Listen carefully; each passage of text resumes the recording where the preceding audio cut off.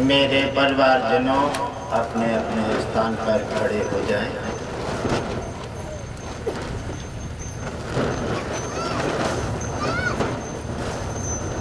और मेरे परिवारजनों, आज आप आए हैं सत्संग, यज्ञ, कलश यात्रा और भंडारे का आनंद लेने के लिए। ये सब कब मिलेगा? जब हमारा संगठन, जब हमारा भाव, हमारी लहर और हमारा कदम से कदम मिलेगा। और जब भाव के साथ हम प्रसन्न होकर के किसी को ग्रहण करेंगे या हम किसी एक दूसरे से मिलेंगे तो उसमें आनंद आएगा। और अगर हम अलग अलग बिखर जाएंगे तो हमारा सारा बना हुआ खेल बिगड़ जाएगा। मेरे परिवारजनों, आज का सत्संग का प्रसंग है धर्म और कर्म। आज गुरुदेव ने धर्मराज और यमराज दोनों को थाम लिया है। और धर्मराज यमराज के पास आज एक मृतलोक से एक सज्जन काश्तकार की मृत्यु हो गई है।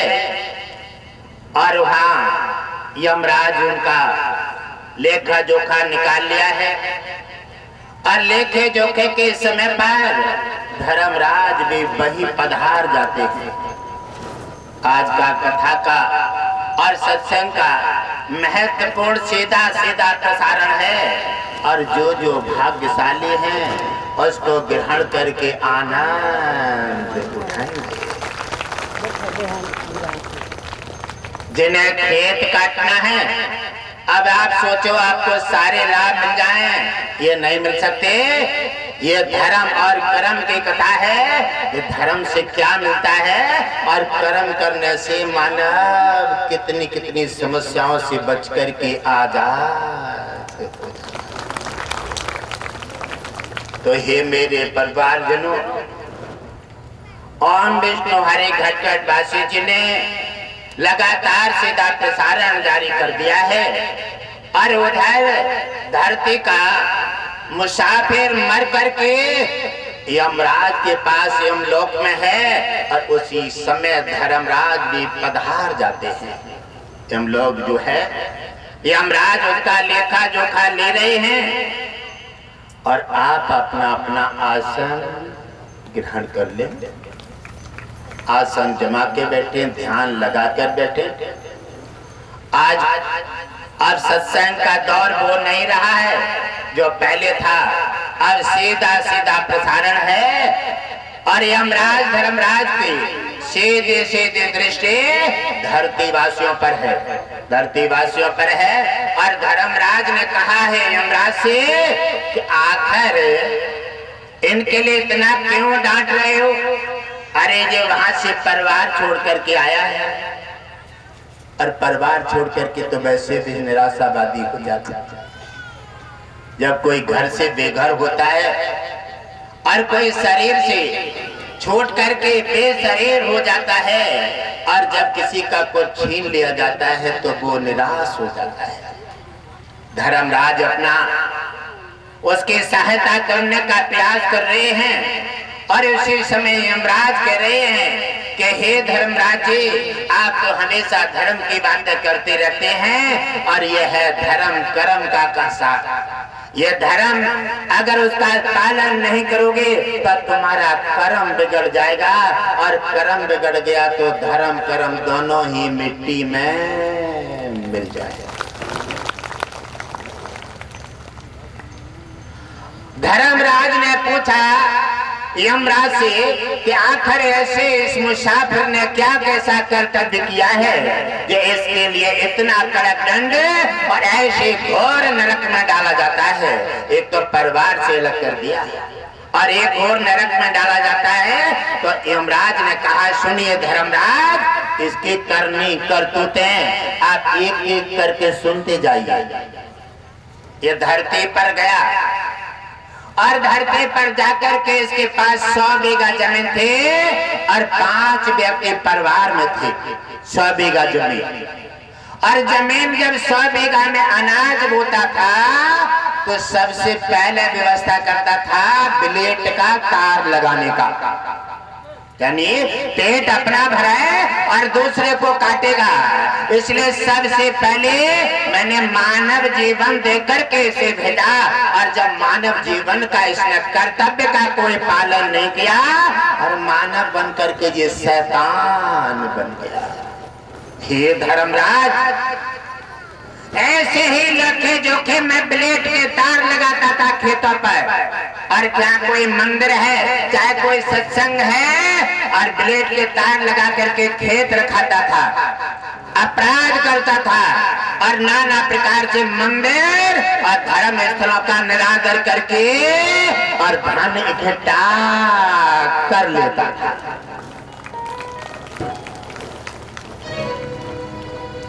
यमराज के बात धर्मराज सुन रहे हैं, और धर्मराज कभी मुस्कुरा जाते हैं और कभी रुष्ट हो जाते हैं। कहते हैं कि आपने मानव जीवन देकर के धरती पर भेजा और 100 बीघा जमीन दे और परिवार भी भरा पूरा दे दिया, लेकिन फिर भी इसका पेट नहीं भरा, पेट नहीं भरा। इसलिए इसने ब्लेड का तार लगाना, मैल तोड़ना, छल कपट करना, चोरी करना और जीवों को मार मार करके खाना, इसने काम आरंभ कर दिया। उन्होंने कहा, हे धर्मराज, ये कर्तव्य किनका है? यमराज पूछते हैं धर्मराज से, ये कर्तव्य किनका है? जब मैंने इसे मानव और परमात्मा ने मानव जीवन में ये श्रेष्ठ जीवन मानव का दे के भेजा, इसने धर्म छोड़ दिया, इसने कर्म छोड़ दिया और इसने शैतान बनकर के जीवों पर प्रहार किया है। न तो इसने मंदिर देखा कि मंदिर के साथ में क्या व्यवहार किए जाते हैं, न इसने कभी सत्संग देखा कि सत्संग के साथ में क्या व्यवहार किए जाते हैं। इसे तो केवल खेत दिखता था, इसे तो केवल अपना ब्लेड का तार देखता था, और इसने अपराध कर करके धन इकट्ठा किया और धन इकट्ठा करके हर तरह से समझाया, लेकिन इसने किसी की बात को मानने को तैयार नहीं। और यमराज कह रहे हैं धर्मराज से कि हे धर्मराज, आप इस अवसर पर और ऐसे समय पर आप बताइए इसका क्या किया जाए, इसको क्या मौका दिया जाए और इसको कैसा दंड दिया जाए। तो उन्होंने कहा धर्मराज ने कि ये किसी अच्छे कर्म के लिए, इसने कोई अच्छा कर्म किया ही नहीं है। मानव जीवन तो अच्छा मिला, लेकिन इसने धर्म नहीं किया, इसने जीवों पर प्रहार किया, इसने सत्संग स्थलों को हमेशा मैटने का प्रयास किया और मंदिरों को और भक्तों को इसने हमेशा लॉस किया है। इसलिए ये कोई भी धर्म और पुण्य का अधिकारी नहीं है। यमराज कहने लगे, हे धर्मराज, और धर्मराज ने कहा यमराज से, कहो क्या करना चाहिए। और कहने लगे, देखो सुनो, और हे धर्मराज, अब धरती पर दृष्टि डालो, ये तो यहीं पर बैठा रहने दो और इसका तो वो दीन किया जाएगा। और इससे पूछा यमराज ने, क्या तेरा परिवार कोई साथ है जिनके लिए धन कमाया, ब्लेड का तार लगाया और जीव जंतु पर प्रहार किया और झूठ साज से दौलत जोड़े? आज तेरे कोई साथ है? आज तेरे पर डंडा पड़ेगा, उल्टा लटकाया जाएगा और तेरा मार मार करके खाल खींची जाएगी। आज तेरे कोई घर का साथ हो तो फोन लगा ले, वीडियो कॉलिंग कर ले, कोई मैसेज दे दे, जीमेल से संपर्क कर ले। अगर तेरा कोई परिवारी तेरी मदद कर दे तो मैं तुझे 1 घंटा का मौका दे रहा हूँ, अगर किसी से संपर्क साध ले। और तब तक धर्मराज कहने लगे, हे यमराज जी, धरती पर नजर डालो। अरे कहने लगे धर्मराज, धरती पर नजर क्या डालोगे? धरती पर तो हर व्यक्ति लाव लाव में पड़ा हुआ है। धरती का संविधान, धरती की नीति, धरती की शांति और धरती का धर्म पतन हो गया है। इसीलिए धरती पर लाव लाव और मेरा मेरा पड़ा हुआ है। तो कह रहे हैं धर्मराज, क्या तुम तब तक अपना कोई सहायता सहयोग का अगर मार्ग हो तो इसका ढूंढ खकुआ कर लो। और तब तक धर्मराज कह रही हैं कि यमराज भी धरती पर नजर डालो। और यमराज और धर्मराज के दोनों की धरती पर नजर आ जाती है और धरती पर देख रहे हैं कि भगवान शिव और पार्वती दोनों ही धरती पर भक्तों के और दीन दुखिया गरीबों की चिंता लेने के लिए आ जाते हैं और देखते हैं कि दुनिया पे धरतीवासी कैसा क्या कर रहे हैं। और धरती पर आ रहे हैं शंकर जी और पार्वती अपना भेष बदल कर और ऐसे किसी काश्तकार के खेत में पहुंच जाते हैं और जो गेहूं काट रहा है गर्मी में। और इससे पूछा, अरे मुसाफिर, ये तेने खेत के किनारे पर ब्लेड का तार क्यों लगाया है?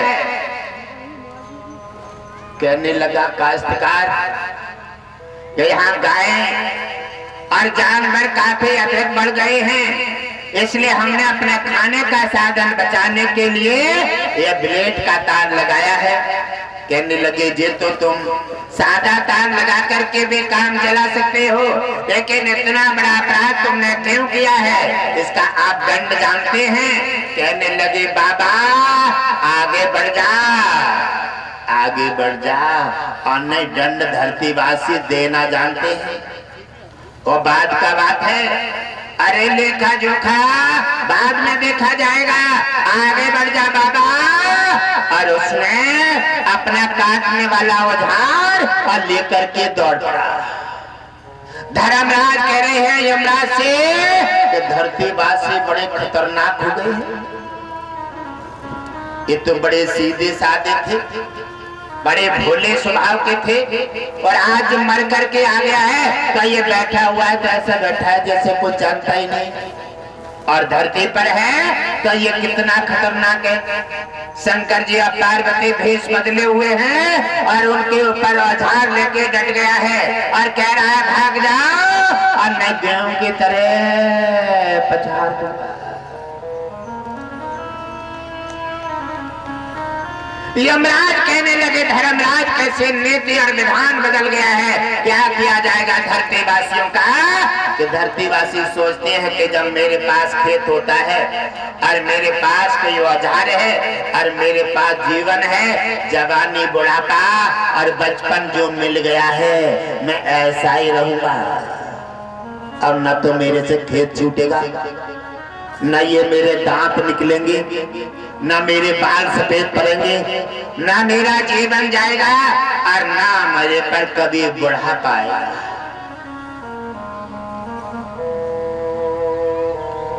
भगवान शंकर और पार्वती खड़े खड़े देखते हैं और पार्वती के ओर शंकर जी देख रहे हैं और मुस्कुरा जाते हैं और पार्वती उन पर दांत किसकिसा रही है।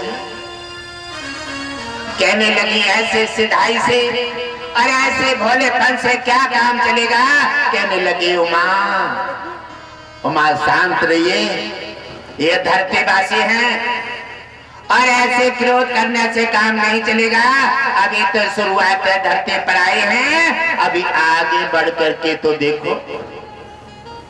और धर्मराज यमराज दोनों अपने अपने यहाँ से अपनी नजर लगाए हुए हैं और उस समय देख रही है कि धन्य है धरतीवासी हो, आप तो किसी संत पुरुष को नहीं जानते, आप तो माता पिता पे टटकाते हैं और गेहूं काट रहे हैं, कोई मांगने वाला आ जाए और कोई सही रास्ता दे दे उस पर भी आप अपना गुस्सा दिखाने लगते हैं।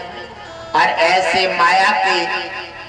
मायापते के माया में ऐसे लुप्त हो गए हैं जैसे ये गाड़ी बंगला ये दुनिया सब तुम्हारा ठेका में है।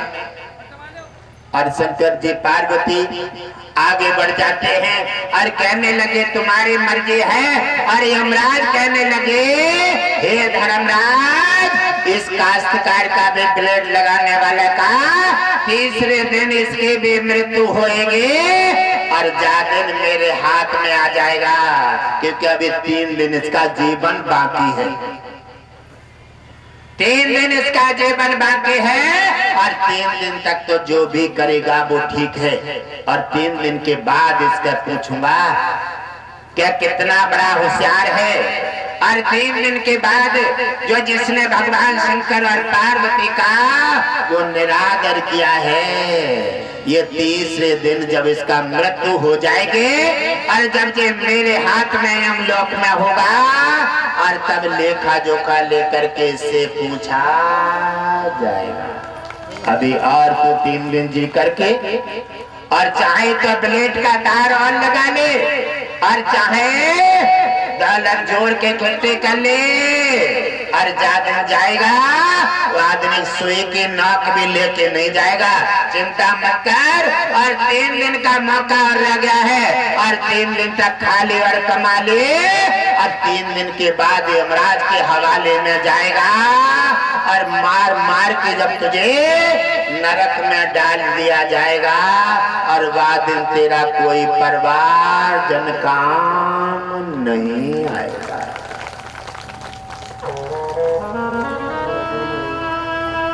धर्मराज कह रहे हैं यमराज से कहे यमराज, धरती वासियों का विधान नीति और परंपरा सभी बदल गई है। तो यमराज कह रहे हैं हे धर्मराज, जब घर का मुखिया बिगड़ जाता है, माली का बाप का माली बिगड़ जाता है और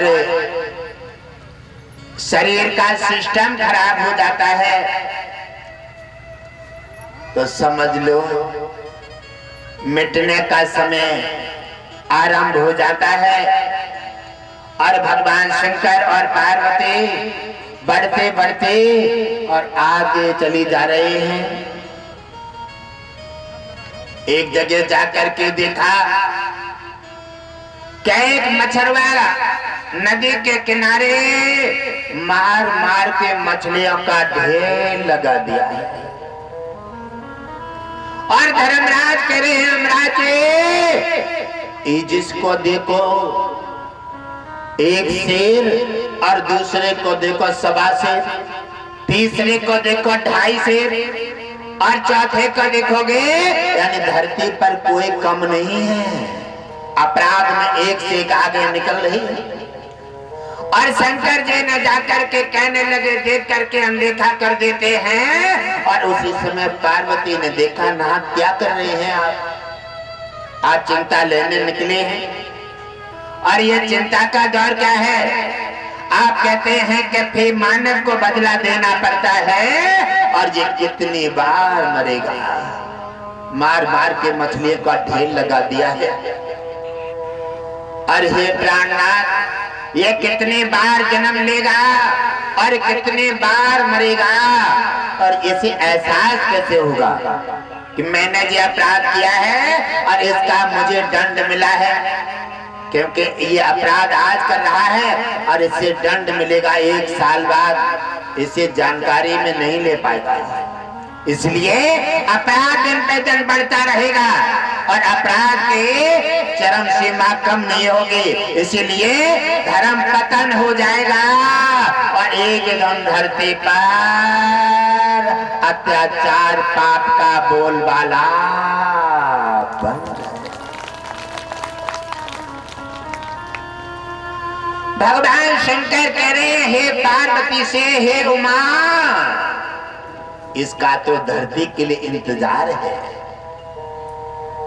क्योंकि अपराध जब तक सीमा पे नहीं आते, धर्म नष्ट नहीं होता, साधु संतों पर प्रहार नहीं होता, और जब तक धर्म पतन नहीं होगा और अपराध नहीं बढ़ेगा, तब तक भगवान विष्णु धरती पर अवतार नहीं।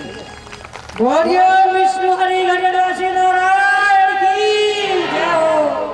तो कहने लगे, हे धर्मराज, ये सारे नीति और नियम विधान इसलिए बनाए जाते हैं कि धरती पर भगवान विष्णु को लाने के लिए, इसलिए अपराध लगातार बढ़ता जा रहा है और फिर व्यक्ति अपराध की ओर ही जा रहा है, क्योंकि किसी को अपनी कमी दिखती नहीं है। सत्संग में आएगा, सत्संग नहीं, सत्संग की बात एक भी ध्यान में नहीं डालेगा, और अगर कोई उसे अवगुण की बात मिल जाए तो ऐसे पकड़ लेगा जैसे दादे परदादे से इसका काम चला रहा है, दादे परदादे से इसका काम चला रहा है, क्योंकि इसका मतलब है, धर्मराज कह रहे हैं कि हे यमराज, पाप का पूर्ण बोलबाला ही मानव की बुद्धि पर अपना डेरा डाल चुका है।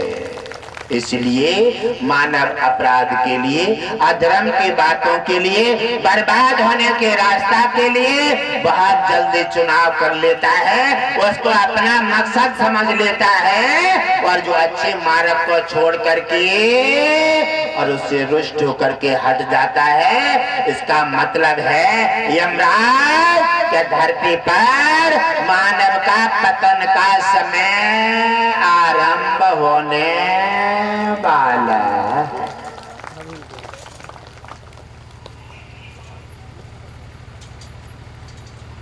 धर्मराज कह रहे हैं यमराज से, क्या हे धर्मराज यमराज, अब आगे दृष्टि लगाकर देखें। भगवान शंकर और पार्वती ने दूसरे निशाचर के पास पहुंचकर के अपना धाबा खोल दिया और कहा है, और जाकर के पार्वती ने अपनी दया का पल्लू फैला दिया है। पार्वती कह रही हैं, हे नाथ, इसने कितनी मछली मार करके ढेर लगाया है, और कितनी बार मरेगा और कितनी बार बदला लेगा, और इससे कैसे छुटकारा होगा। और आप कहते हैं भी मानव को बदला देना पड़ता है। तो ही कहने लगे यमराज, यमराज कह रहे हैं धर्मराज से, हे धर्मराज, दृष्टि लगाए रहो भगवान शंकर और पार्वती पर, ये धरती पर पहुंच गए हैं, और बारी बारी से सभी देवता धरती पर अपना रूप बदल करके, कोई साधु के रूप में, कोई भिखारी के रूप में, कोई गाय के रूप में, और कोई किसी मांगने वाले के रूप में, अलग अलग रूप में सभी देवता धरती पर विचलन कर रही हैं। सभी देवताओं ने मानव को अपना मार्ग देने के लिए और रास्ता सुधारने के लिए सभी, ये देखो हाथी बंधा हुआ है और इसके शरीर में हजारों जख्मे हैं, और एक एक जख्म में एक एक हजार कीड़ा गिर रहे हैं। ये कैसे जीवित रह रहा होगा। हे नाथ, इसकी सहायता करो। धरती पर कह देते हैं ना, कोई आदमी अपराध जब सीमा से अधिक हो जाता है और जब वो ठीक नहीं होता है तो धरतीवासी मदद करने वाले हो जाते हैं, क्योंकि उनके पास तो कुछ है नहीं, अपने पास पूंजी है नहीं। और जब दान तुमने खाते में रखा ही नहीं है, भक्ति तुमने खाते में नहीं रखी है जो तुम्हारे संकट के समय पर तुम्हारे काम आ जाए, इसलिए दान भक्ति और सेवा ये तुम्हारे खाते में अगर है और कोई भी संकट आएगा तो तुम्हारे काम यही आएगी। और ये तुमने अगर खाते में डाला नहीं है, खाता खुलवाया नहीं है, नामदान लिया नहीं है, भक्ति की नहीं है और सेवा में कभी भाग नहीं लिया है, इसलिए तुम्हारा खाता शून्य है, खाते में नहीं है। इसलिए कहते हैं कि गुरुदेव इनकी परेशानी बहुत है, इनकी मदद कर दो। और गुरुदेव मदद कहां से कर दें? क्योंकि गुरुदेव ने समझाया है, गुरुदेव की मानी नहीं है। आज घड़ा भर गया है पाप का और पौधा, गुरुदेव मना कर रहे हैं ऐसा मत करो, और फिर भी करते चले जा रहे हैं। पौधा तुम्हारा पाप का बड़ा हो गया है और बड़ा हो गया है, फल गिरने लगे हैं, छाया भी मिलने लगे है। पाप के पौधे पर पाप आएगा, कष्ट आएंगे, बीमारी आएंगी, कैंसर बनेंगे, घर में विघ्न होगा और घर की शांति भंग हो जाएगी और कोई भी समझाने वाला भी नहीं मिल पाएगा। गुरुदेव बार बार ये बताते हैं, और गुरुदेव ये तो नहीं कहते कि आप 2 बीघा जमीन मेरे नाम कर दीजिए। गुरुदेव बार बार समझाते हैं, लेकिन फिर भी अनदेखी कर देते हैं। देखो सत्संग का समय है, अनदेखी है, देखो है नहीं। क्या है, 3 दिन का कार्यक्रम है, कोई गेहूं काटने में लगा, कहा के मेहमान आ गए, हाँ, और यमराज को नोटिस आ जाए तो मेहमान देखोगे, गेहूं काटोगे? तो जब सब भाई में राजी हो तो हम भी क्या कर सकते हैं। इसलिए गुरुदेव ने भी अपना लॉक मार दिया है। कहते भी रोवो और कहते भी चीखो, अपनी पूंजी से गुरुदेव कुछ नहीं देते हैं, क्योंकि देने वालों को दे दिया तो और बिगाड़ दिया। एक बार तुमने अपराध किया और अपनी पूंजी से गुरुदेव ने तुम्हें राहत दे दिया, तो तुमने दूसरा अपराध और बड़ा कर दिया। कहने लगे गुरुदेव फिर बचा लेंगे, तो आंसू गिराएंगे और गुरुदेव फिर ठीक कर देंगे। लेकिन बार बार ऐसा नहीं होगा। गुरुदेव ने अपने खाते से अपनी पूंजी को लॉक कर दिया है, और तुम जैसा करोगे और वैसा ही तुम्हें भरना पड़ेगा।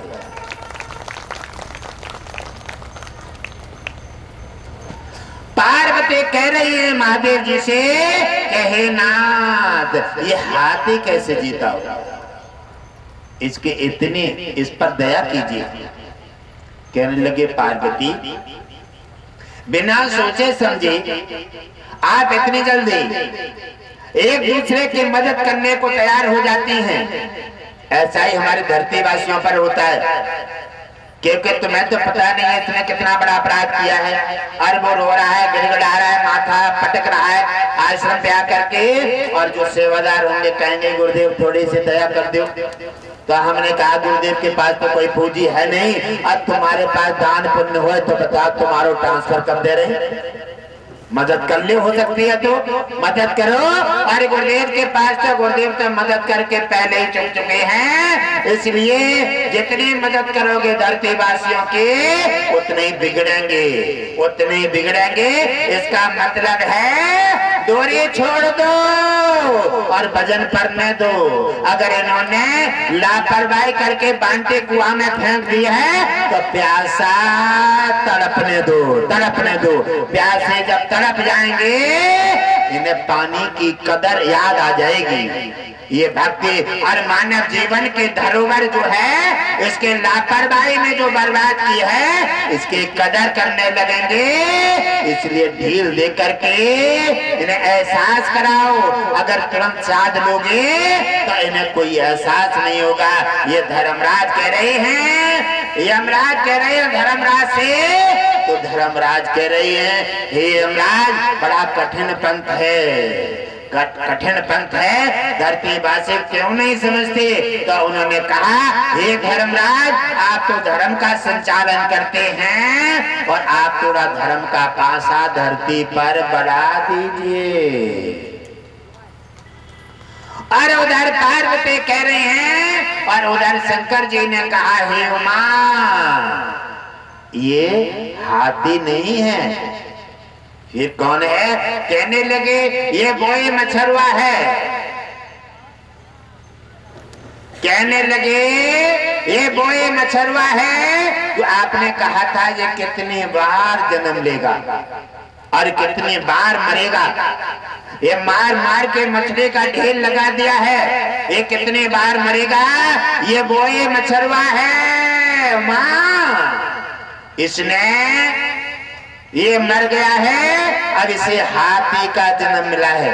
अगर छोटे का जन्म मिल जाता तो ज्यादा ज्यादा 10 जख्म बन जाते शरीर में। इसलिए बड़ा सा विशाल जीवन दिया है इसे हाथी का, और एक ही जीवन में से भुगतान कराना है। इसलिए ये कीड़ा नहीं है। पार्वती कहने लगी फिर क्या है? कहने लगे ये कीड़ा नहीं है, ये है वही मछली। ये वो मछली है, इसने खाई है। अब ये मछली कीड़ा के रूप में इसका शरीर को खा रही है, चुंग रही है, और जिस दिन इसका बदला पूरा हो जाएगा उसी दिन हाथी का देहांत हो जाएगा।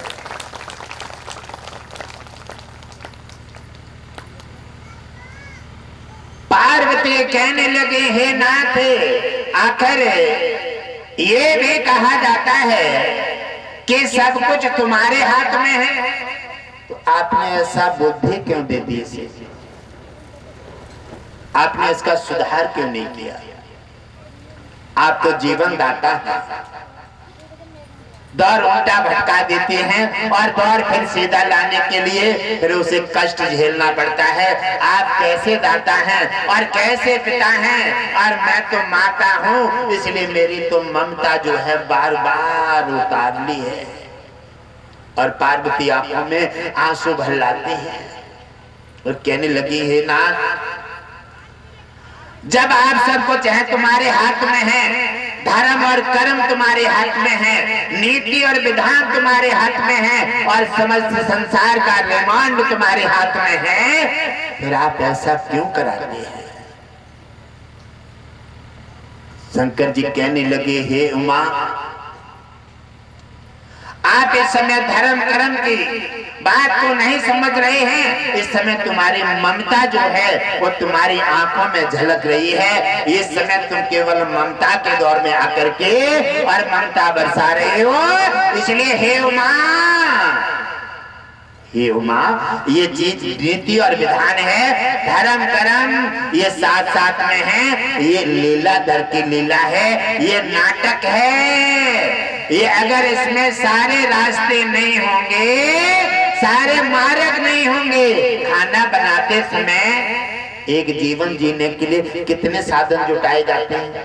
एक बच्चा छोटा सा होता है तो थोड़े से दूध में गुजारा कर लेता है, उसे कोई जरूरत नहीं है, और दूध पिया, भूख लगा और वाह वाह करी थोड़ी देर, जब पाँव फेंको वो पाँव फेंको और रोने लगे, और माँ ने देखा बच्चा रो रहा है और आकर के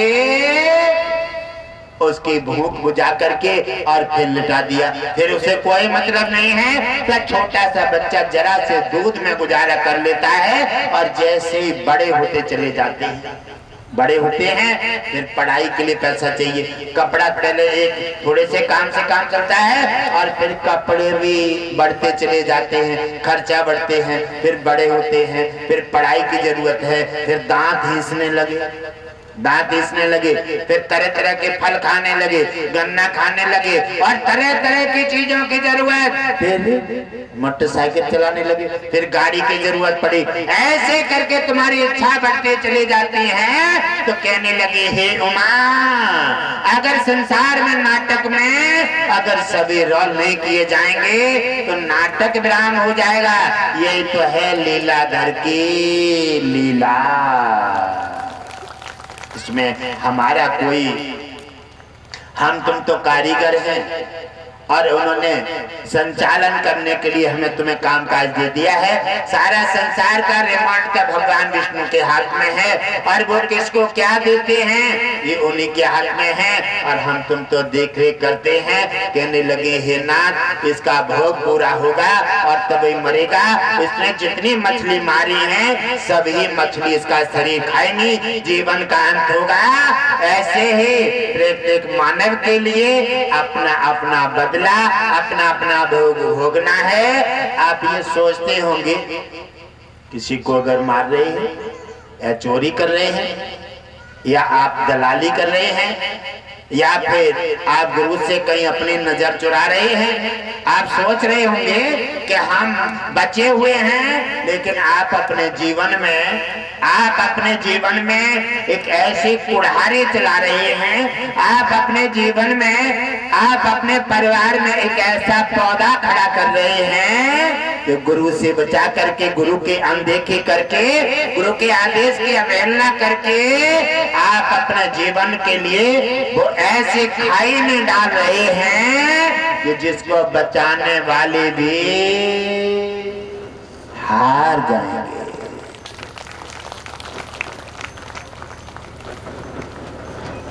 इसलिए हे मेरे परिवारजनों, गुरु तो तुम्हारे हैं और गुरु जो भी है वो अच्छा मार्ग देकर के तुम्हें अच्छा मार्ग देना चाहते हैं। भगवान शंकर और पार्वती अपनी आंखों में आंसू भरे हैं और वो देख रहे हैं वो कर क्या सकते हैं। भगवान विष्णु की लीला है, ऐसे करने भरने का मेला है, जो करोगे वो तुम्हें निश्चित भरना पड़ेगा।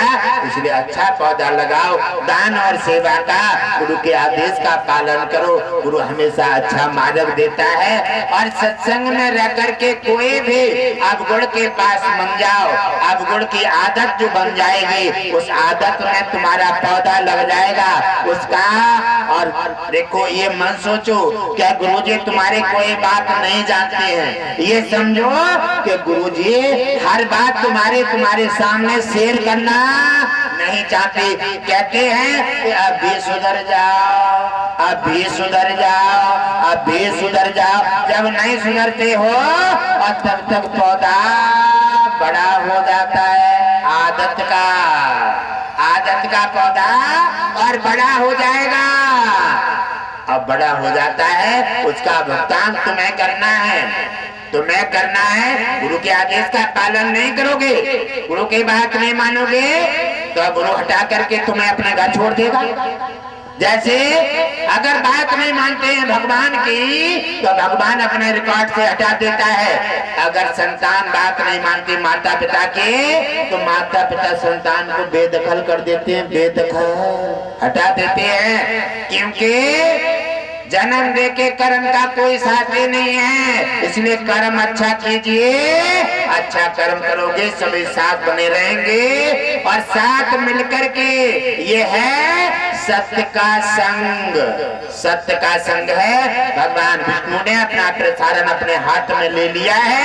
आज करोगे कल भरोगे, इसलिए साधन में आ जाओ, अपने रास्ता को संभाल लो। अभी कुछ नहीं बिगड़ा है। और अपना ये मन देखो, मुझे कोई नहीं देख रहा है। हर देवता धरती पर आ गए हैं। भगवान विष्णु लक्ष्मी आप पर नजर लगाए हुए हैं। बात ये है, आपको वो देख रहे हैं, आप उन्हें नहीं देख पा रहे हैं। इसलिए आप लगातार अपराध पे अपराध, अपराध पे अपराध करते चले जा रहे हैं। ज्यादा दिन अपराध के गठरे भारी हो जाएंगे, बाद में तुम्हारे सिर पर उठवाने वाला भी पैदा नहीं होगा।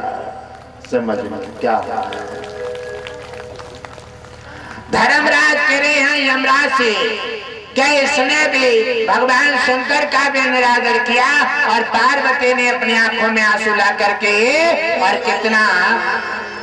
कितनी उदास हो रही हैं। इसलिए धर्मराज ने कहा कि माँ तो ममता के खान होती है और गुरु तो दया का सागर है। इसलिए दया करते रहते हैं और दया दया में ही संसार में धरतीवासी बिगड़ जाते हैं। और एक बार ही करने कसौटी में कस दे और वो सही मार्ग पकड़ लेता है, उसका उद्धार हो जाता है। ओम विष्णु हरि गणेश नारायण की जय हो। उसी समय धर्मराज ने कहा, और हे यमराज ये क्या है? तो उन्होंने कहा ये है धर्म और कर्म। धर्म कर्म है, जैसा धर्म में कर्म जोड़ोगे उतना ही भारी हो जाएगा, और जैसे धर्म के लिए छोड़ते चले जाओगे तो तुम्हारा कर्म बिगड़ जाएगा, और कर्म बिगड़ेगा तो क्या क्या मिलेगा इससे? कर्म बिगड़ेगा। अगर धर्म बनेगा तो ऐसे साधु संतों की संगत, भगवान विष्णु की कृपा, सत्संग, यज्ञ में भाग, कलश यात्रा और अच्छी संगत मिलेगी। जब आपका धर्म बढ़ेगा तब अच्छी संगत मिलेगी, भगवान विष्णु से प्रेम बढ़ने लगेगा, और साधु संतों के साथ अपना रह करके दान पुण्य में भाग लेने लगोगे। ये है धर्म का। और धर्म से हट करके जब कर्म बिगड़ जाएगा तो क्या मिलेगा? कर्म बिगड़ जाएगा तो क्या मिलेगा? घर में कलह, गरीबी, बीमारी ऐसी बन जाएगी जिसका कोई भी इलाज नहीं होगा। इलाज नहीं होगा। क्यों? तो भगवान विष्णु कहते हैं जो गुरु की बात को उल्लंघन करके और जो अनदेखी करते चले जाते हैं उनका तीनों लोक और 14 भवनों में दरवाजे बंद हो जाते हैं। कहीं ठिकाना नहीं मिलेगा। आज मान ले तो ठीक है, और नहीं 4 दिन बाद सोच लेना कि गुरुदेव ने कहा है। अब देखो सत्संग का माध्यम ये है, हर सत्संग के बाद को गांठ में बांधो, और जो कहा जाता है वो आगे। अच्छा, कोई तुम्हारे को देख नहीं रहा और भगवान ने आपका देखा नहीं है। आप एक अच्छा करके देख लो और एक बुरा करके देख लो।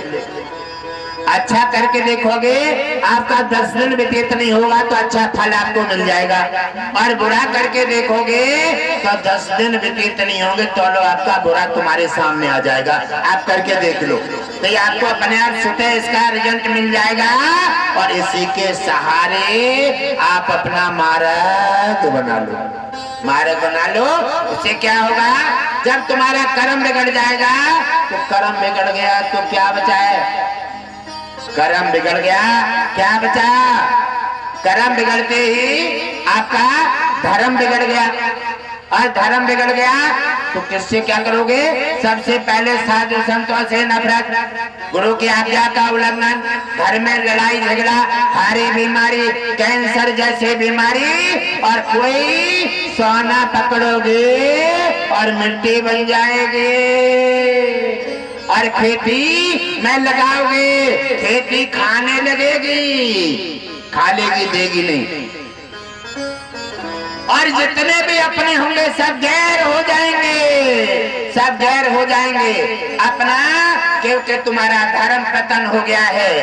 जितने अपने होंगे गैर हो जाएंगे, और रोग जो बन जाएगा बाकी औषधि नहीं मिलेगी, जिसका कोई उपचार, कहीं से कोई आराम नहीं मिलेगा। ऐसे करके रास्ता बंद हो जाएंगे, और धीरे धीरे यमराज के खाते में तुम्हारा खाता खुल जाएगा।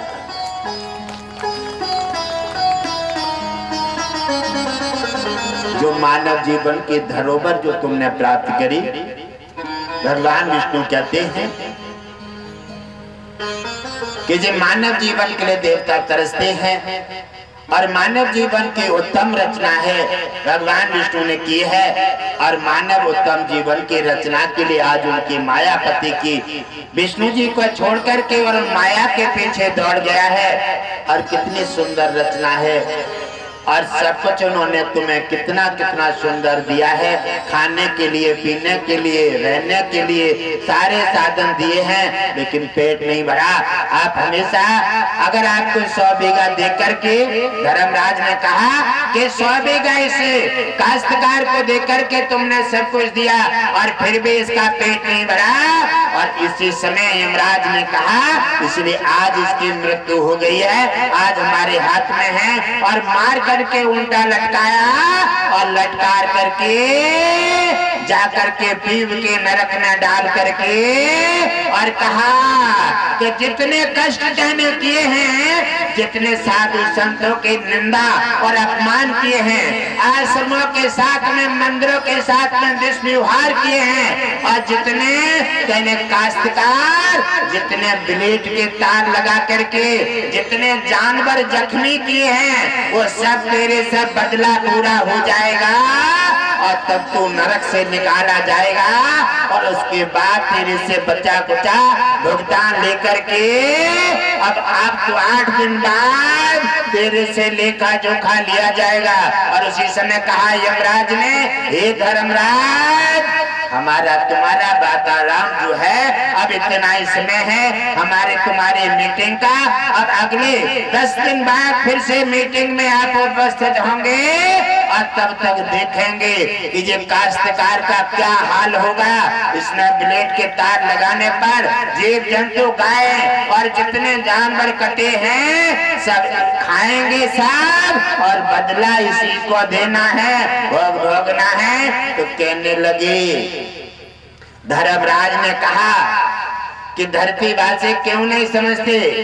तो यमराज ने कहा इसलिए नहीं समझते, कोई अपने बेटा के लिए, कोई अपनी पत्नी के लिए, कोई अपनी बेटी के लिए धन दौलत जोड़ करके इकट्ठा करना चाहते हैं, और जब तक मर गए यहाँ चले आए और दौलत जो है एक दाना भी लेकर नहीं आए। कहने लगे गेहूं कट रहे हैं, एक आध दाना लाए गेहूं के, अब चुपचाप बैठे हैं। जैसे चूहा भीग जाता है ना, तो जैसे कुछ जानता ही नहीं है। मानव जब फंस जाता है ना, तो ऐसे बैठ जाता है जैसे कुछ नहीं जानता।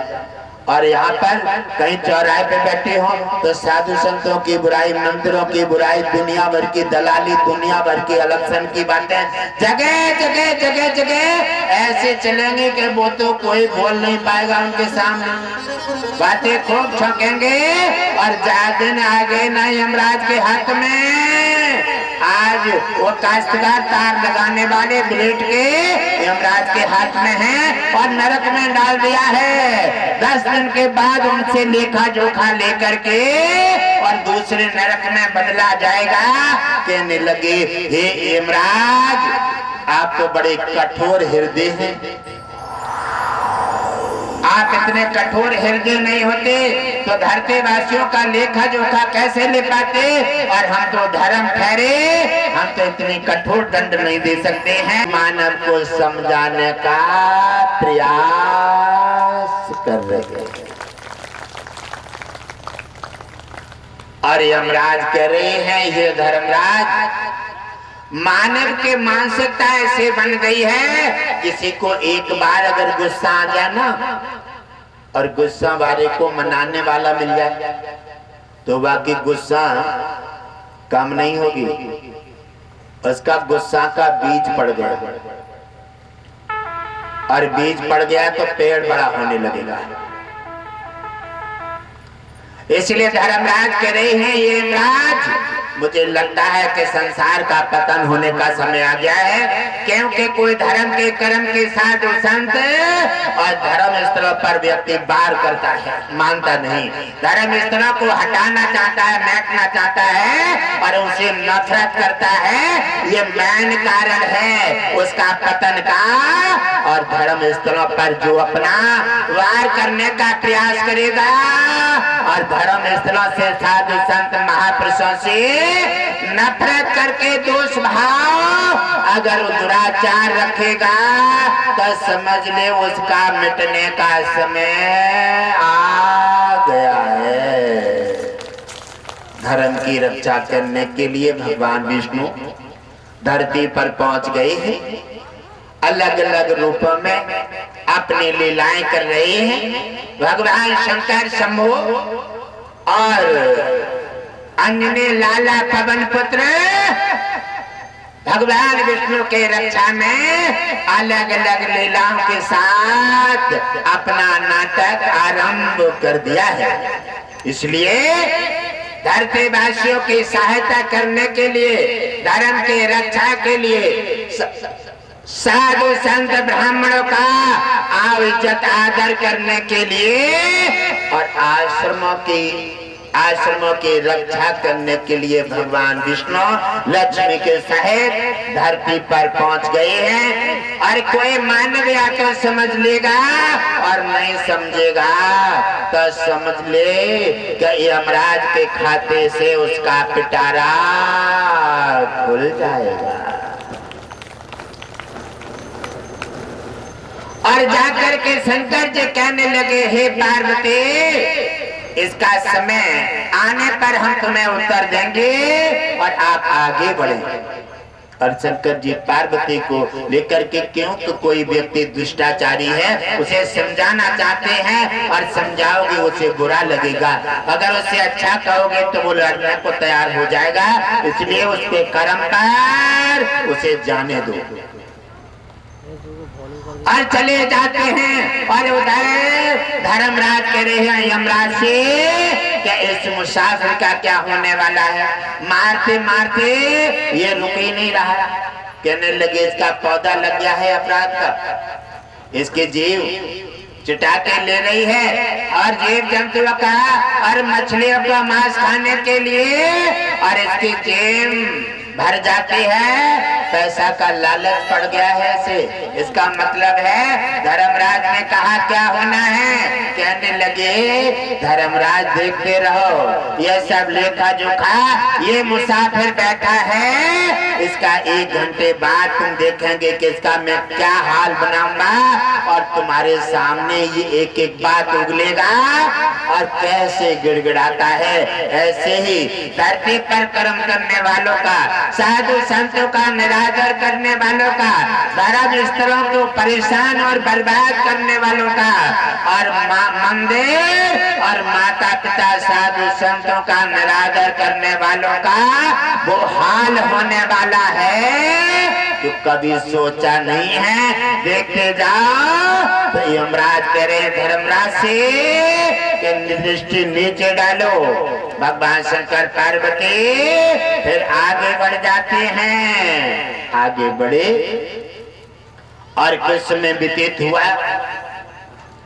और मच्छरवा समाप्त हो जाता है और उसे जन्म मिल जाता है हाथी का। उसे जन्म मिल जाता है हाथी का, और हाथी जाकर के किसी राजा के जहाँ पला, राजा के जहाँ पल के बड़ा हुआ, क्योंकि राजा महाराजा है, हाथी और इन चीजों के शौकीन होते हैं।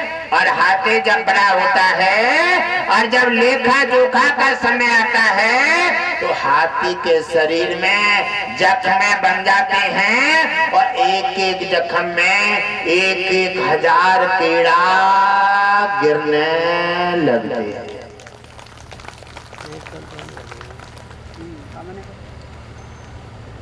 धर्मराज कह रहे हैं यमराज से कि जो धरती पर जो प्राणी जो हैं नाना प्रकार के रोग बन जाते हैं और कुछ तो रोगों से उनका उपचार कराते हैं, दवा खाते हैं, ठीक हो जाते हैं, और कुछ मानव धरती पर ऐसे होते हैं जिनका कोई उपचार ही नहीं होता, हर जगह दवाई खाते हैं, काम छोड़ देती है। और उनके अंदर ऐसा कौन सा रोग है जिस रोग का कोई निवारण नहीं है। धर्मराज से कहने लगे यमराज, क्या तुम्हें क्या हो गया है? आज धरती वासियों के तरह तरह के छोटे छोटे बातें निकाल करके कहने लगे मैं आज तुमसे परामर्श लेने आया हूँ, क्योंकि धर्म का संचालन धरती पर उचित हिसाब से नहीं हो रहा है, इसलिए धर्म के अंकुर और धर्म के पौधा सूख सूख करके जमीन पर मिल रहे हैं और धर्म का संचालन धरती से समाप्त हो रहा है। जब धर्म धरती से उठ जाएगा तो मानव का तो पतन निश्चित हो जाएगा। कहने लगे हे धर्मराज, इसमें तो कोई संशय नहीं है, उनका कोई ऐसा रोग नहीं है, ये पिछला कोई कर्म है ये रोग नहीं है, पिछला कोई कर्म है और कर्म से ही रोग बनते हैं, कर्म से ही गरीबी और कर्म से ही घर परिवारों में विघन, नाना प्रकार के मार्ग होते हैं। और कर्म के जो पेड़ पौधे जब लग करके बड़े हो जाते हैं, अगर तुम्हारे पड़ोस में बबूल का पेड़ लग गया है तो जब भी हवा चलेगी, टहनी सूखेगी, कांटा गिरेगा नीचे और कांटा पर जब तुम्हारा पैर पड़ेगा क्या होगा? कांटा तुम्हारे पैर में लगेगा तो फिर क्या फंसेंगे या रोएंगे? इसलिए तो उन्होंने कहा इसमें किनका दोष है, हम क्या कर सकते हैं? धर्मराज पूछ रहे यमराज से, हम मानव की कोई सहायता कर सकते हैं? कहने लगे धर्मराज जी, इसमें सहायता का कोई तुम्हारे पास ऑप्शन है ही नहीं, क्योंकि मानव ने सारे ऑप्शन अपने हाथ में ले लिए हैं। और जब धर्म जो होते हैं, धर्म और कर्म, धर्म के समय पर जब कोई अच्छा कर्म मानव नहीं करता है तो धर्म का ऑप्शन खत्म हो जाता है और पाप का पौधा बड़ा हो जाता है।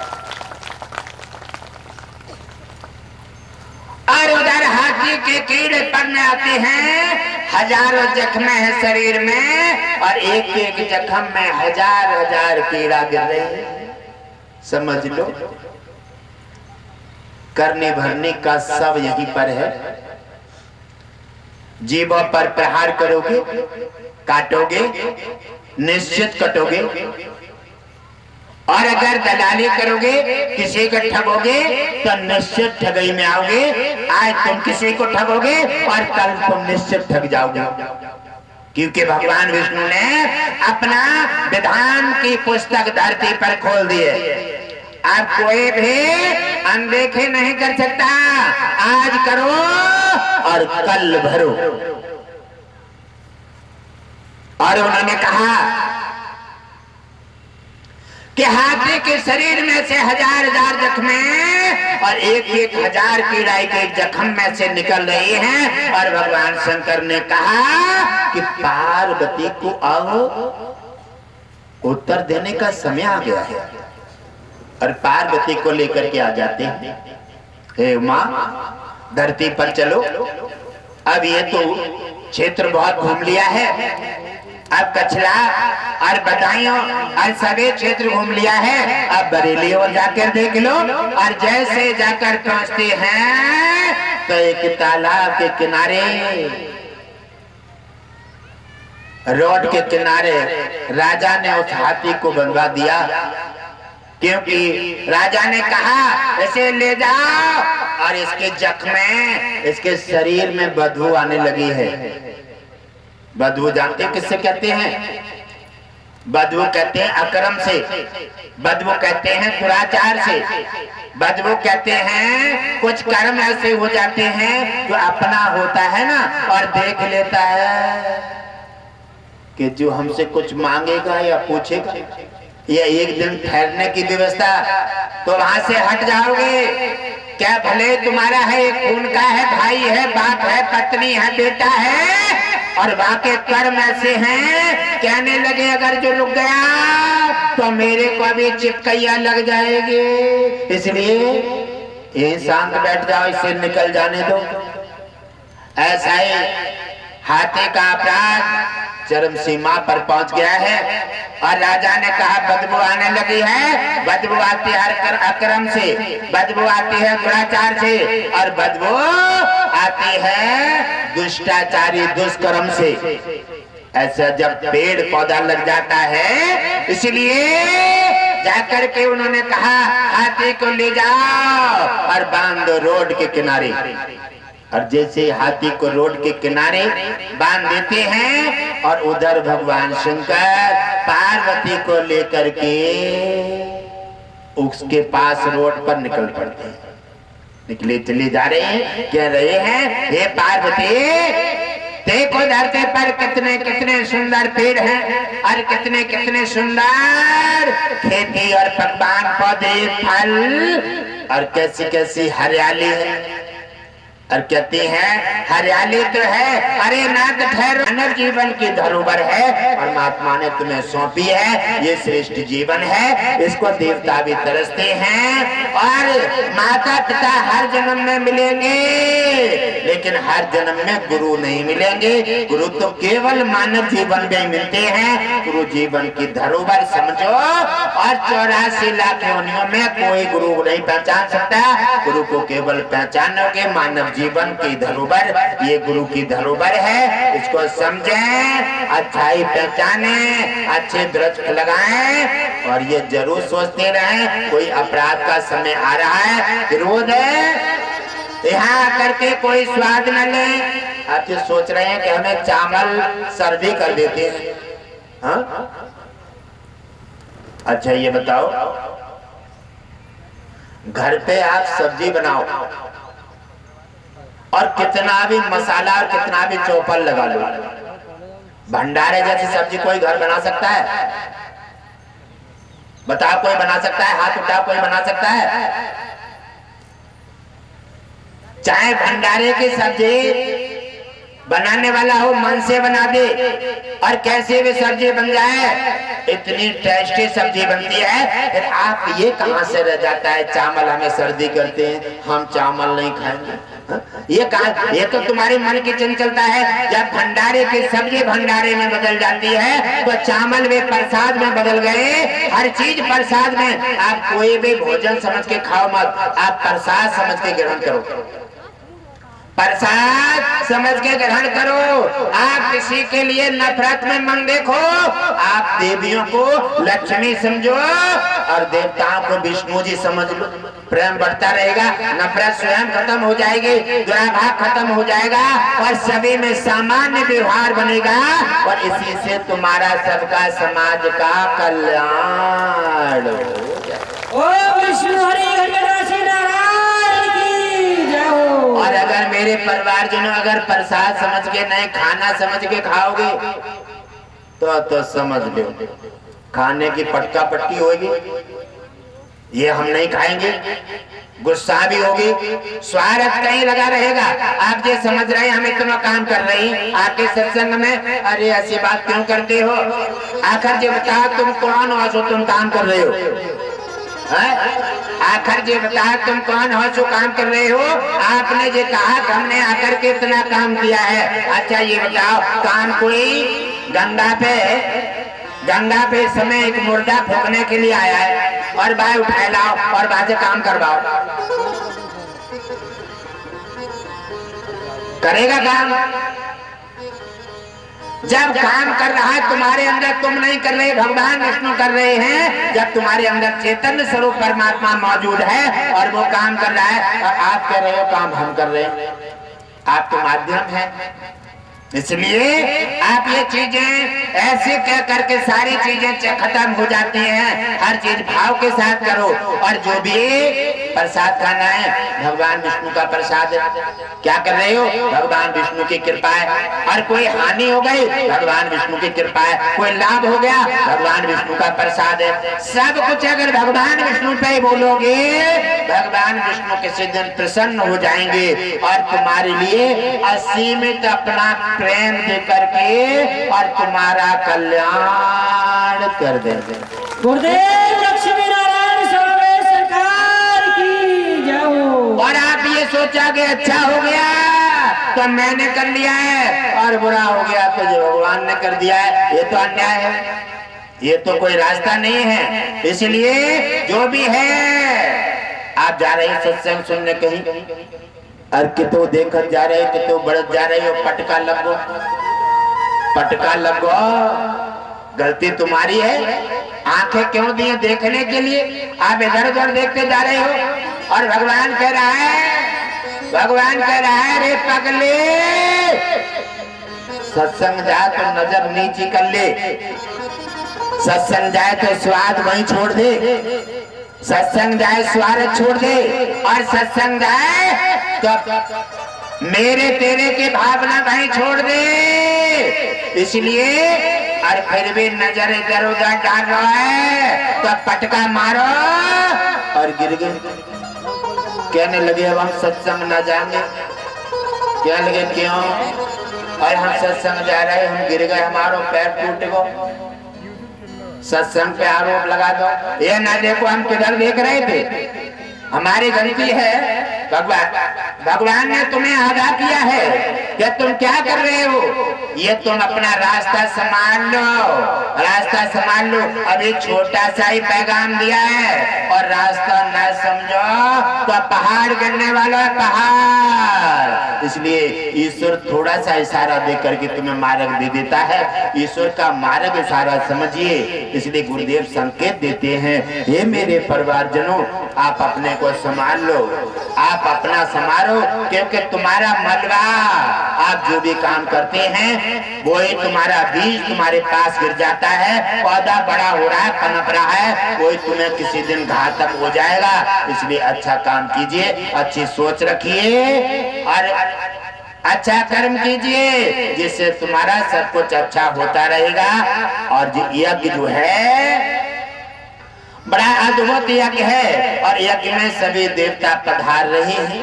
गुरुदेव ने सभी का आह्वान कर दिया है और कल कुछ देवता पधारेंगे और परम सुबह ही 5 बजे सभी देवताओं का आगमन हो जाएगा। कलश यात्रा में सभी देवता लक्ष्मी और सरस्वती पार्वती जैसे कलश यात्रा में मिलकर के सभी देवियों में मिलकर के भाग लेगी। उन्होंने कहा है, इतना सुनहरा शुभ अवसर, इतना सुनहरा शुभ अवसर गुरुदेव ने जब धरती पर लाने का और उन्होंने आगमन किया है, तो सभी देवता मिलकर के, धरती वासियों में सभी देवता मिलकर के उस अवसर का आनंद लेंगे और सभी में मिलकर के उत्सव का लाभ उठाएंगे और लाभ उठाते हुए सभी धरती वासियों को आशीर्वाद दे करके और सभी का करेंगे कल्याण। ओम विष्णु हरि हरिवासी नारायण की जय हो। गुरुदेव ने कोई ऐसा देवता नहीं छोड़ा है जिसका आगमन नहीं होगा। और उसी समय कलश यात्रा से लेकर के और जब तक यज्ञ विसर्जन नहीं होगा तब तक सभी देवता यहीं ठहरेंगे और वहीं भोग लगेगा।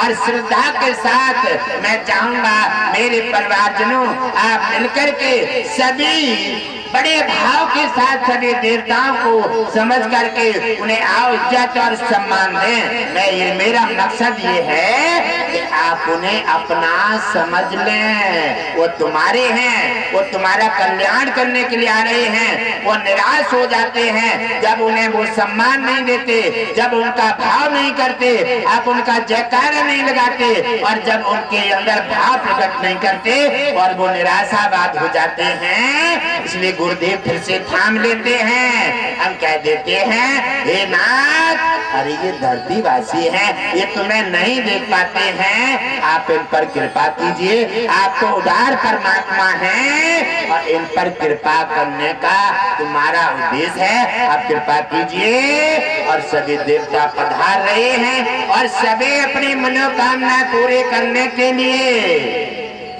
जिसकी भी कोई श्रद्धा और मनोकामना अधूरी है, अगर नहीं हो पाई है और वो अपना यज्ञ के सुनहरे अवसर के समय पर जाए और जैसे पहली आहुति जब उसके हाथ में आती है, ब्राह्मण देवता अपने मंत्र का उच्चारण कर रहे हैं, वो कानों से सुनो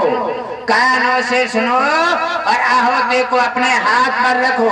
आहुति के साथ एक पुष्प जरूर रख लो, अगर कोई कामयाबी लेनी है गुलाब का पुष्प अपने हाथ पर रखो। आहुति के सामग्री भी अपने हाथ पर होना चाहिए और उसी समय गुरुदेव का ध्यान करें, लक्ष्मी जी का ध्यान करें, विष्णु जी का ध्यान करें। इनका ध्यान करते हुए और आप अपने काम की तरफ ध्यान कीजिए। आपको क्या चाहिए भगवान से, आप उनसे प्रार्थना कीजिए, निवेदन कीजिए और कहो, हे मेरे यज्ञ भगवान, हमारे मनोकामनाएं पूरी करें। और ऐसे कर करके स्वाहा बोल करके आहुति यज्ञ में अर्पण कर दें। जैसे स्वाहा बोल करके आहुति यज्ञ में जाएगी, भगवान विष्णु की कृपा उसी समय तत्काल तुम्हारे उनके खाते में दर्ज हो जाएगी। आपका निश्चित कार्य पूरा हो जाएगा,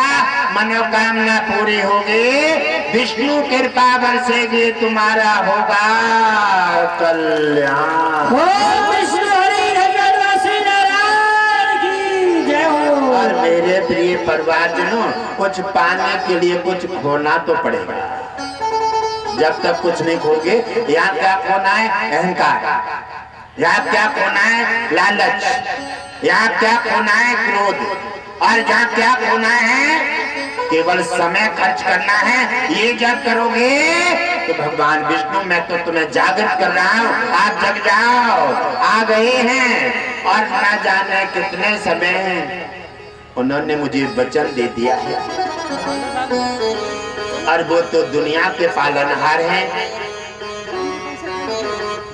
ना जाने किस समय अपने माया का पर्दा हटाएंगे, और पर्दा हटा करके जिस समय पर्दा हटेगा उसी समय सभी देवता, कुबेर भंडारी, अश्विनी कुमार, किसान, वैद्य, विश्वकर्मा और मैं कामधेनु सहित सभी के दर्शन सभी को प्राप्त होंगे। और कम से कम उन्होंने कहा है कि कम से कम 10 मिनट तक सभी को दर्शन ठहरे रहेंगे।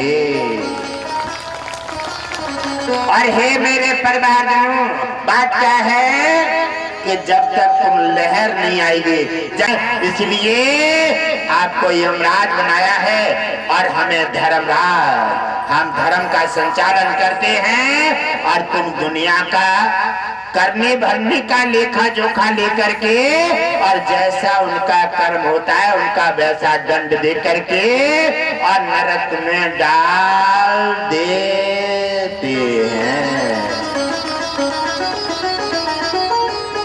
उसी समय उस काश्तकार को नरक में डाल देते हैं, वो भुगतान भोग रहा है। और उधर धर्मराज अपने धर्म की कुर्सी संभालते हैं, यमराज अपनी जगह, और भगवान शंकर पार्वती अभी मृत लोक में ठहरे हुए हैं। क्यों ठहरे हैं?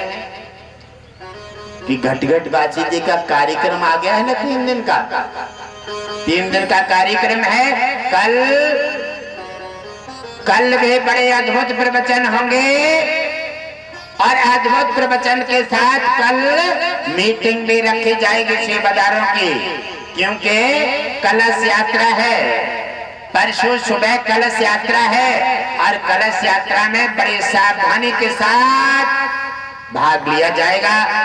और किसी के साथ कोई नफरत और कोई भी, अरे तुम और तो हर जगह घर पे रहते हो, गुस्सा भी कर लेते हो, मन की चीज भी खा लेते हो। अच्छा ये बताओ, सत्संग में और घर में क्या अंतर है? सत्संग में और घर में क्या अंतर है?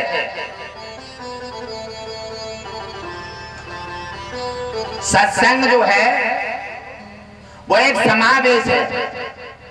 सत्संग समावेश है। सत्संग में क्या आता है? सत्संग घर पे रात चावल नहीं खाते हैं, और सत्संग में आए तो सत्संग में प्रसाद है, वो चावल नहीं है। वो क्या बन गया? प्रसाद। और प्रसाद क्यों, कैसे बना? कि भोग लग गया है भगवान विष्णु का, और वो बन गया प्रसाद। घर पे नहीं खाते तो भी यहाँ प्रसाद समझ करके, चावल भी प्रसाद समझ के ग्रहण करेंगे। घर में गुस्सा करते हैं, सत्संग में गुस्सा नहीं करेंगे। यह है सत्संग। यहाँ कोई भी कहीं से आया है, यहाँ एक ही रिश्ता है, बहन भाई का। बहन भाई का रिश्ता है। यह है सत्य का संग। घर से आओ, स्वाद वही छोड़ आओ। घर से चलो, कहाँ जा रहे हो? सत्संग के लिए। गुस्सा वही छोड़ आओ। गुस्सा अपने घर पे रखे आओ। अगर तुम्हारे काम किया तो जब घर पहुंच जाओ तो फिर उठा लो। घर पहुंच जाओ तो फिर उठा लो, जाकर तुम्हारे काम किए संभाल के रख लो उसे। अगर गुस्सा के लिए सत्संग में इस्तेमाल करोगे, स्वाद को सत्संग में इस्तेमाल करोगे, और आदतें सत्संग में इस्तेमाल करोगे, तो सत्संग घर से भी बेहतर हो जाएगा।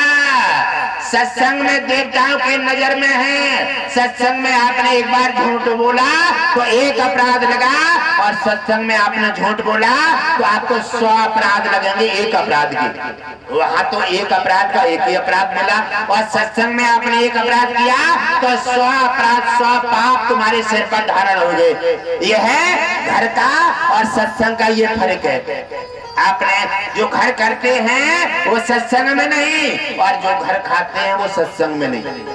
ये है सत्संग, ये है सत्य का संग, ये है भगवान विष्णु का द्वार। यहाँ क्या करना चाहिए?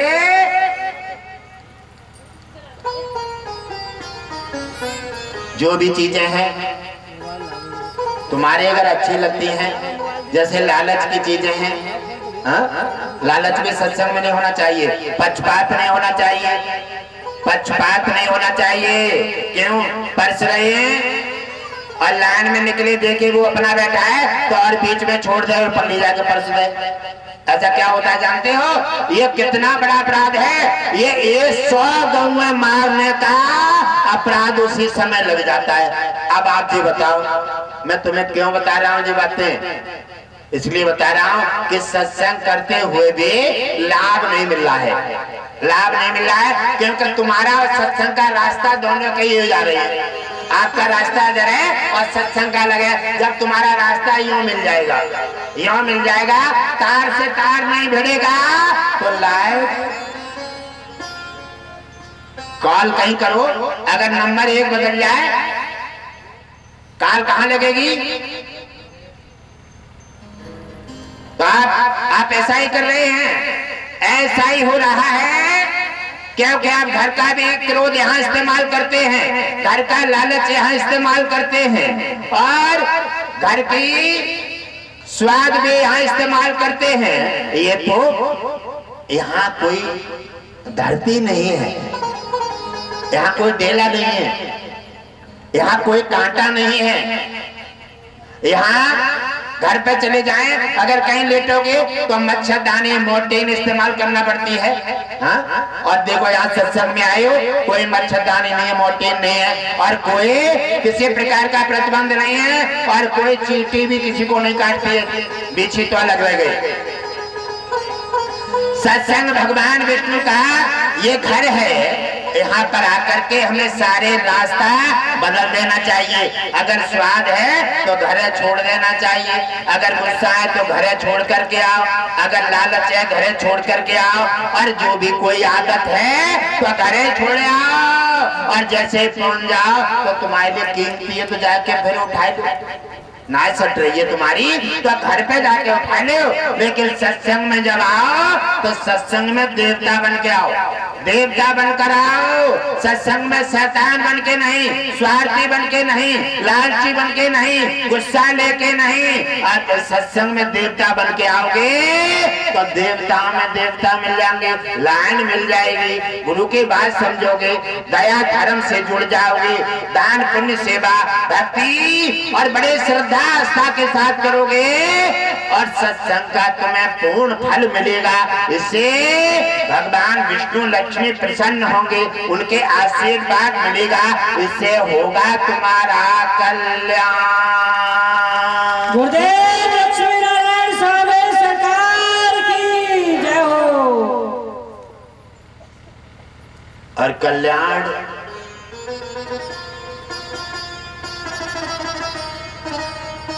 तो चाहिए, लेकिन सुधार नहीं चाहिए।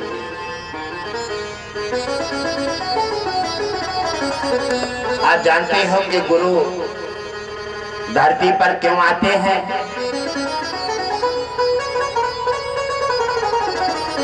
गुरु इसलिए आते हैं कि भगवान तो तुम्हें बनाकर धरती पर छोड़ देता है, और तुम अनाथ आकर के धरती पर आए, तुम्हें कौन संभालेगा? इसलिए गुरु तो तुम्हारा संभालने वाला मल्ला है, क्योंकि डूबती नाव को बल्ले डाल करके पल्ले पार पहुंचा देता है। इसलिए गुरु तो हर मार्ग को समझ करके पकड़ करके और तुम्हारा उद्धार करना चाहता है। और गुरु की बात समझ लोगे, उद्धार हो जाएगा, कल्याण हो जाएगा।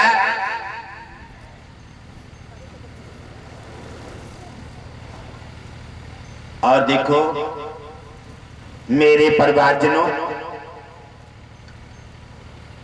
आप ये आज तक सोचते चले आए हैं कि हमें कोई नहीं देख रहा है, इसीलिए आज तक तुम कुछ पा नहीं सके। और ज्यादा तुम ये देख सोच लोगे कि हम जो कर रहे हैं वह हमारा हमें देख रहा है, तो एक तो आप अपराध से बचोगे, इतना बड़ा पाप करते हो आप तो उससे बच जाओगे। और भगवान विष्णु समझने लगेंगे कि इसने मुझे खोज लिया है, वो समझ लेंगे इसने मुझे खोज लिया है। इसका मतलब है ये कह रहा है कि मुझे कोई काम अपराध करूंगा तो मुझे भगवान देख रहा है। तो एक तो भगवान से तुम्हारा तार जुड़ना शुरू हो गया और भगवान सोचने लगेगा कि इसका मतलब है इसने मुझे देख लिया है। भगवान से तुम्हारा प्रेम बढ़ने लगेगा और भगवान से तुम्हारी डोरी जुड़ जाएगी और अपराध से बच जाओगे। इससे तुम्हें सत्संग का पूर्ण फल मिलेगा। आपका धर्म का दान का एक वृक्ष अच्छा पौधा लग जाएगा। अच्छा पौधा लगेगा तो तुम्हारे परिवार को, तुम्हारे देश को, तुम्हारे समाज को और तुम्हारे आने वाली पीढ़ी के लिए और साधु संत महापुरुषों को अच्छा मार्ग देने वाला एक उत्तम रास्ता बनेगा। इसलिए मेरे परिवारजनों, सत्संग का समय है और कल हमारे काफी देवताओं का आगमन हो जाएगा और इसी यज्ञ में सभी सावधानी बरतें।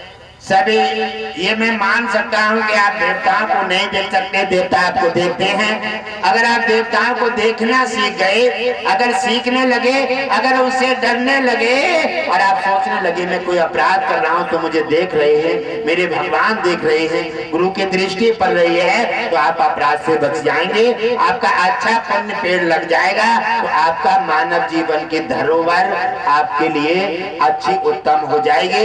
इसलिए गुरुदेव यही चाहते हैं। और यदि आपने देख लिया कि जो मैं कर रहा हूं मुझे कोई नहीं देख रहा है, तो एक तो भगवान का भरोसा खत्म हो गया और तुम्हारा अपराध का घड़ा इतना बड़ा हो जाएगा कि वो तुम्हारे लिए घातक हो जाएगा और स्वतः ही स्वयं को नष्ट कर डालेगा। आप ये सोचे कि गुरुदेव का कुछ बिगड़े या भगवान का कुछ बिगड़े या किसी पड़ोसी का बिगड़े, नहीं, आपने किया है आपका बिगड़ेगा। इसलिए गुरुदेव चाहते हैं कि आपके लिए बिगाड़ने के लिए नहीं आए हैं, आप बनाने के लिए आए हैं। मेरे प्रिय परिवारजनों, आप अपने को संभाल लो। इसलिए आपको यमराज बनाया है और हमें धर्मराज। हम धर्म का संचालन करते हैं और तुम दुनिया का करने भरने का लेखा जोखा लेकर के और जैसा उनका कर्म होता है उनका वैसा दंड दे करके और नरक में डाल देते हैं। उसी समय उस काश्तकार को नरक में डाल देते हैं, वो भुगतान भोग रहा है और उधर धर्मराज अपने धर्म की कुर्सी संभालते हैं, यमराज अपनी जगह और भगवान शंकर पार्वती अभी मृत लोक में ठहरे हुए हैं। क्यों ठहरे हैं? कि घट बाजी जी का कार्यक्रम आ गया है ना, 3 दिन का। 3 दिन का कार्यक्रम है। कल भी बड़े अद्भुत प्रवचन होंगे और अद्भुत प्रवचन के साथ कल मीटिंग भी रखी जाएगी सेवादारों की, क्योंकि कलश यात्रा है। परसों सुबह कलश यात्रा है और कलश यात्रा में बड़ी सावधानी के साथ भाग लिया जाएगा और किसी के साथ कोई नफरत और कोई भी, अरे तुम और तो हर जगह घर पे रहते हो, गुस्सा भी कर लेते हो, मन की चीज भी खा लेते हो। अच्छा ये बताओ, सत्संग में और घर में क्या अंतर है? सत्संग में और घर में क्या अंतर है?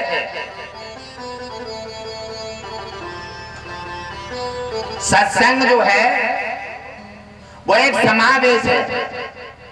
सत्संग समावेश है। सत्संग में क्या आता है? सत्संग घर पे रात और चावल नहीं खाते हैं और सत्संग में आए तो सत्संग में प्रसाद है, वो चावल नहीं है, वो क्या बन गया? प्रसाद। और प्रसाद क्यों, कैसे बना? कि भोग लग गया है भगवान विष्णु का और वो बन गया प्रसाद। घर पे नहीं खाते तो भी यहाँ प्रसाद समझ करके चावल भी प्रसाद समझ के ग्रहण करेंगे। घर में गुस्सा करते हैं, सत्संग में गुस्सा नहीं करेंगे। यह है सत्संग। यहाँ कोई भी कहीं से आया है, यहाँ एक ही रिश्ता है, बहन भाई का, बहन भाई का रिश्ता है। यह है सत्य का संग। घर से आओ, स्वाद वही छोड़ आओ। घर से चलो, कहाँ जा रहे हो? सत्संग के लिए। गुस्सा वही छोड़ आओ। गुस्सा अपने घर पे रखे आओ। अगर तुम्हारे काम किया तो जब घर पहुंच जाओ तो फिर उठा लो, घर पहुंच जाओ तो फिर उठा लो, जाकर तुम्हारे काम किए संभाल के रख लो उसे। अगर गुस्सा के लिए सत्संग में इस्तेमाल करोगे, स्वाद को इस सत्संग में इस्तेमाल करोगे, और आदतें सत्संग में इस्तेमाल करोगे तो सत्संग घर से भी बेहतर हो जाएगा। सत्संग में देवताओं की नजर में है। सत्संग में आपने एक बार झूठ बोला तो एक अपराध लगा, और सत्संग में आपने झूठ बोला तो आपको 100 अपराध लगेंगे एक अपराध की। वहां तो एक अपराध का एक ही अपराध मिला, और सत्संग में आपने एक अपराध किया तो 100 अपराध 100 पाप तुम्हारे सिर पर धारण हो गए। यह है घर का और सत्संग का ये फर्क है। आपने जो घर करते हैं वो सत्संग में नहीं, और जो घर खाते हैं वो सत्संग में नहीं। ये है सत्संग, ये है सत्य का संग, ये है भगवान विष्णु का द्वार। यहाँ क्या करना चाहिए?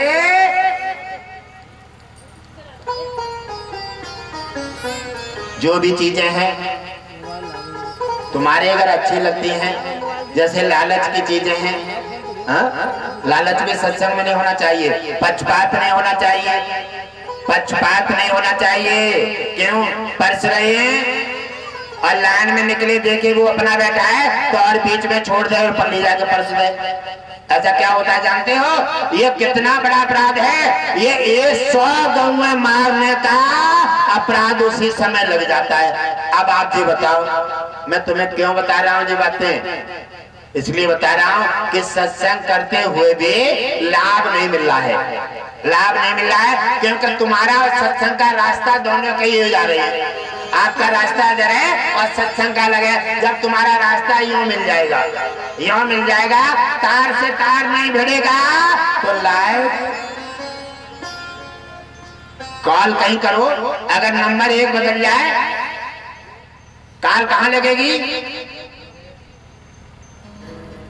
तो आप ऐसा ही कर रहे हैं, ऐसा ही हो रहा है क्योंकि आप घर का भी क्रोध यहाँ इस्तेमाल करते हैं, घर का लालच यहाँ इस्तेमाल करते हैं, और घर की स्वाद भी यहाँ इस्तेमाल करते हैं। ये तो यहाँ कोई धरती नहीं है, यहाँ कोई डेला नहीं है, यहाँ कोई कांटा नहीं है। यहाँ घर पे चले जाएं, अगर कहीं लेटोगे तो मच्छरदानी मोर्टीन इस्तेमाल करना पड़ती है।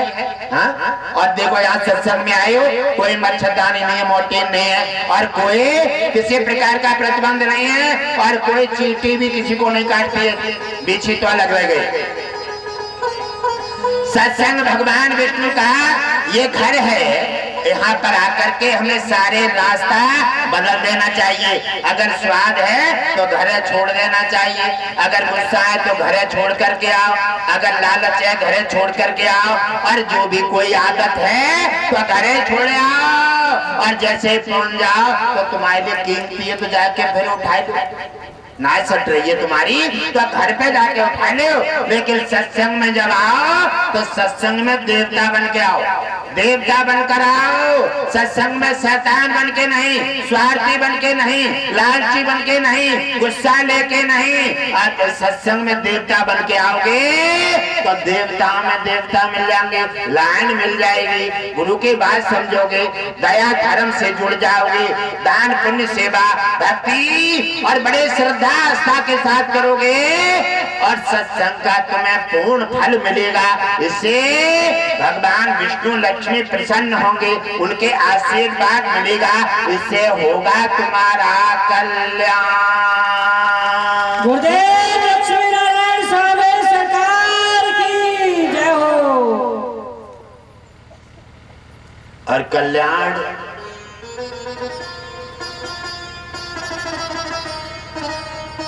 तो चाहिए लेकिन सुधार नहीं चाहिए।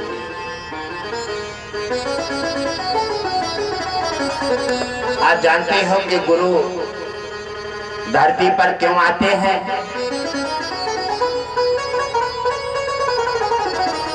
गुरु इसलिए आते हैं कि भगवान तो तुम्हें बनाकर धरती पर छोड़ देता है और तुम अनाथ आकर के धरती पर आए, तुम्हें कौन संभालेगा?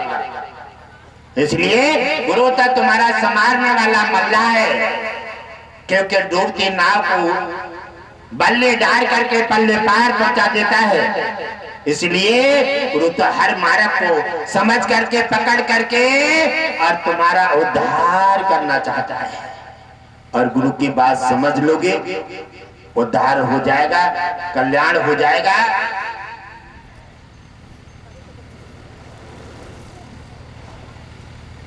और देखो मेरे परिवारजनों,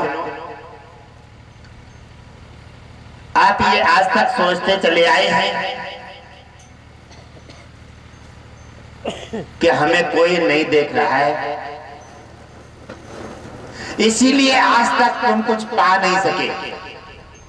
और ज्यादा तुम ये देख सोच लोगे कि हम जो कर रहे हैं वह हमारा हमें देख रहा है, तो एक तो आप अपराध से बचोगे, इतना बड़ा पाप करते हो आप तो उससे बच जाओगे।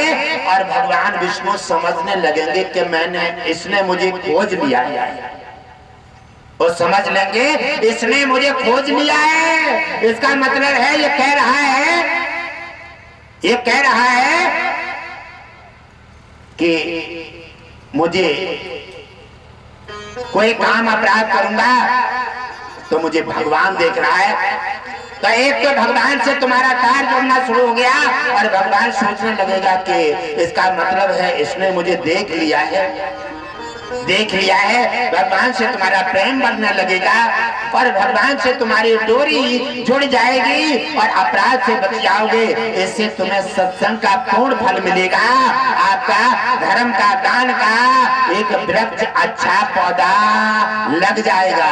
अच्छा पौधा लगेगा तो तुम्हारे परिवार को, तुम्हारे देश को, तुम्हारे समाज को और तुम्हारे आने वाली पीढ़ी के लिए और साधु संत महापुरुषों को अच्छा मार्ग देने वाला एक उत्तम रास्ता बनेगा। इसलिए मेरे परिवारजनों, सत्संग का समय है और कल हमारे काफी देवताओं का आगमन हो जाएगा और इसी यज्ञ में सभी सावधानी बरतें, सभी ये मैं मान सकता हूँ कि आप देवताओं को नहीं देख सकते, देवता आपको देखते हैं। अगर आप देवताओं को देखना सीख गए, अगर सीखने लगे, अगर उससे डरने लगे और आप सोचने लगे मैं कोई अपराध कर रहा हूँ तो मुझे देख रहे हैं, मेरे भगवान देख रहे हैं, गुरु की दृष्टि पड़ रही है, तो आप अपराध से बच जाएंगे, आपका अच्छा पुण्य पेड़ लग जाएगा, तो आपका मानव जीवन की धरोहर आपके लिए अच्छी उत्तम हो जाएगी। इसलिए गुरुदेव यही चाहते हैं। और यदि आपने देख लिया कि जो मैं कर रहा हूँ मुझे कोई नहीं देख रहा है, तो एक तो भगवान का भरोसा खत्म हो गया और तुम्हारा अपराध का घड़ा इतना बड़ा हो जाएगा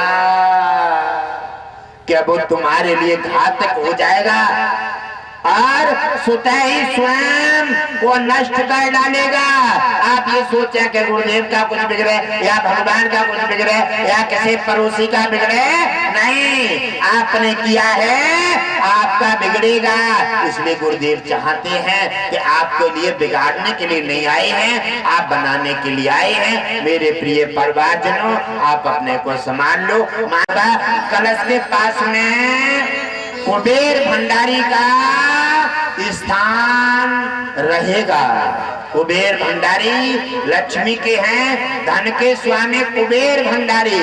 उसे कुबेर भंडारी आपके तुलसी के पौधे के पास कलश रखा जाएगा, वहीं पर कुबेर भंडारी का आना जाना रहेगा।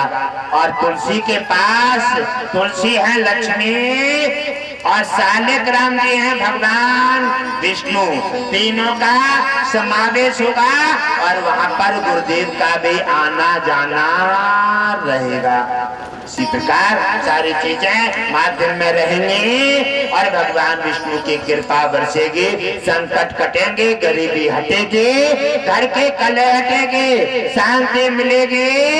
इससे होगा सभी का कल्याण। गुरुदेव लक्ष्मी नारायण स्वामी सरकार की जय हो।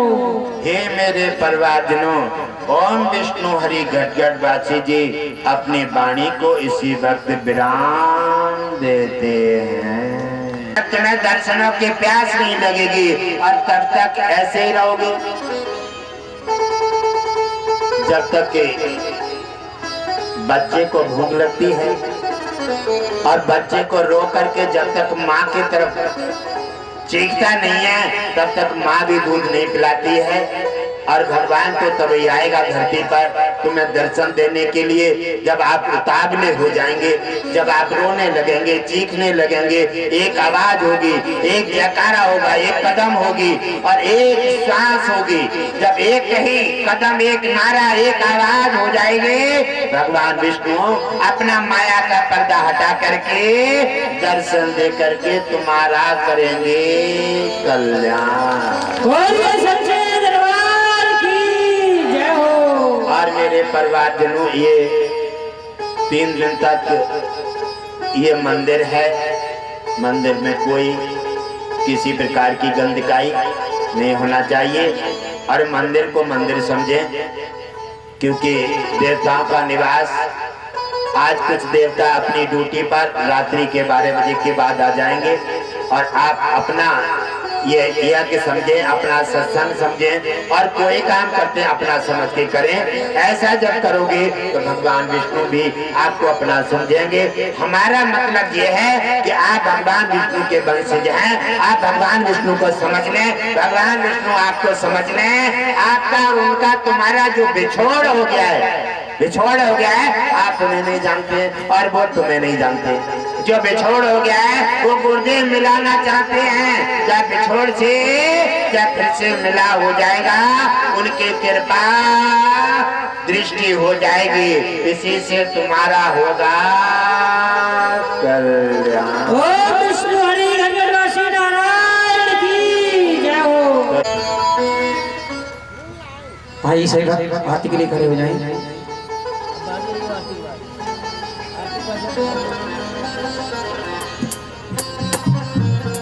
बोलो विष्णु हरि घटघटवासी सच्चे दरबार की। तो भाई भक्तों मिलकर आरती करें।